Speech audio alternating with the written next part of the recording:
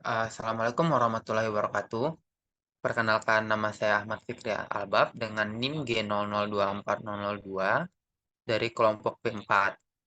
Baiklah, saya akan menjawab dari laporan ketiga, yaitu seorang pria 23 tahun mengalami cedera lutut saat bermain futsal.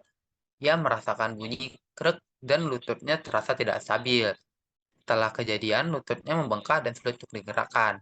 Itu ada tiga pertanyaan. Itu yang pertama, yang A, jelaskan anatomi penyusun artikulatio genu yang lengkap. Lalu jelaskan ligamentum yang memperkuat artikulatio genu. Dan juga yang C itu jelaskan anatomi os femur. Oke, kita lanjut ke yang pertama. Itu jelaskan anatomi penyusun artikulatio genu yang lengkap. Nah, ini saya sudah menampilkan gambar daripada artikulatio genu, di mana seperti yang kita tengok itu banyak sekali ligamentum yang terdapat di artikulatio ini. Itu seperti ada ligamentum meniscofemoral posterius, habis itu ada ligamentum collateral tibiae, habis itu ada ligamentum cruciatum posterius, habis itu ligamentum creatum anterius. Nah, untuk morfologi dari artikulatio genu ini sendiri itu adalah ginglimus, dan artikulatio genu ini sebenarnya disusun dari 3 buah artikulatio yang berbeda. Itu pertama ada artikulatio femoropatellaris, habis ada artikulatio meniscofemoralis, dan juga ada artikulatio meniscotibialis. Oke, kita lanjut ke pertanyaan yang B, yaitu jelaskan ligamentum yang memperkuat artikulatio genu. Nah, seperti yang kita lihat di sini, itu ada beberapa ligamentum yang memperkuat artikulatio genu. Itu ada ligamentum meniscofemorale posterius, ligamentum collateral tibiale, habis ligamentum popliteum obliquum, ligamentum cruciatum posterius, habis itu juga ada ligamentum cruciatum anterius, bisa juga ada ligamentum collateral fibulae. Nah, ligamentum-ligamentum di sini itu semuanya berfungsi untuk menstabilkan daripada gerakan sendi dan juga untuk mengurangi kerusakan yang berlebihan pada sendi saat bergerak.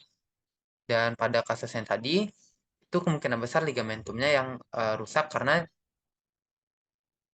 eh, lututnya itu cenderung tidak stabil.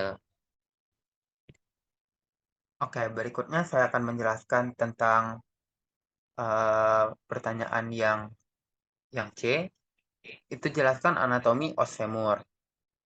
Nah, seperti yang kita ketahui, eh, os femur itu sendiri adalah tulang yang panjang, sehingga kita bisa membaginya menjadi tiga daerah, yaitu yang ada epifisis proksimal, habis itu ada diafisis, dan juga epifisis distalnya. Pertama, kita bahas dulu yang di regio epifisis proksimal. Nah, itu ada beberapa bangunan yang bisa kita lihat. Yang pertama itu jelas ada caput femoris. Itu yang besar seperti kepala itu.